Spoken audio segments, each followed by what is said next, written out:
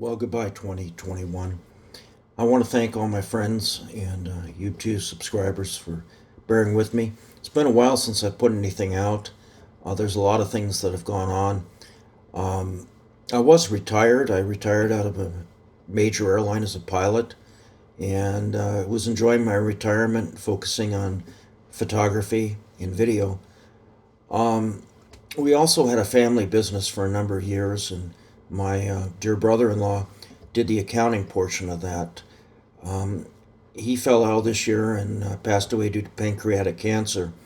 And so all of a sudden, I had all the on-ground aspects of the business coupled up with the accounting portions, which is not my forte. I'm more of a creative.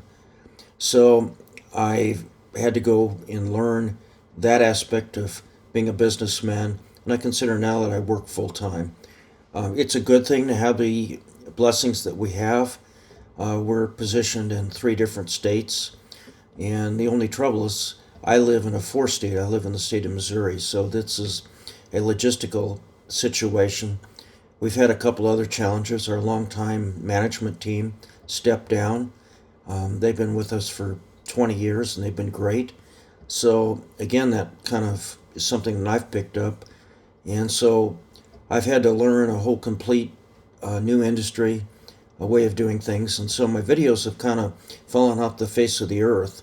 But I want to continue with drone tips, my photography, and videography.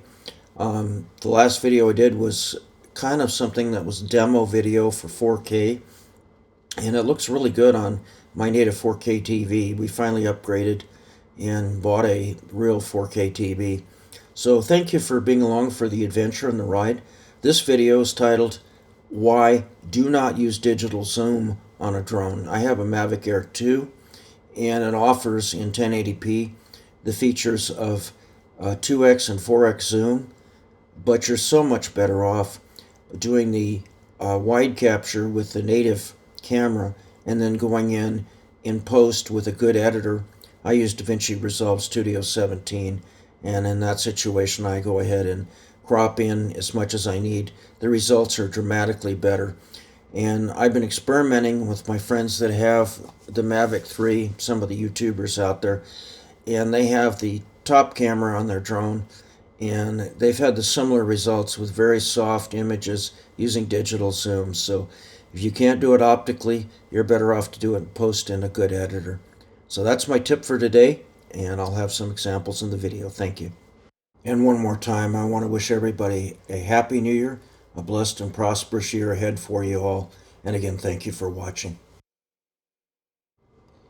In this video, my good friend Howard is allowing me to photograph him, and I briefed him that when I was doing the video that I would not pass directly over his head, that I would pick a line off to the side, typically 20 feet offset from where he's at, and that if he sees the drone coming, please don't step underneath the path of the drone.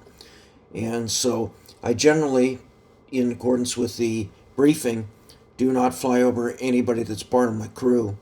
And you'll notice that I observed that throughout this video.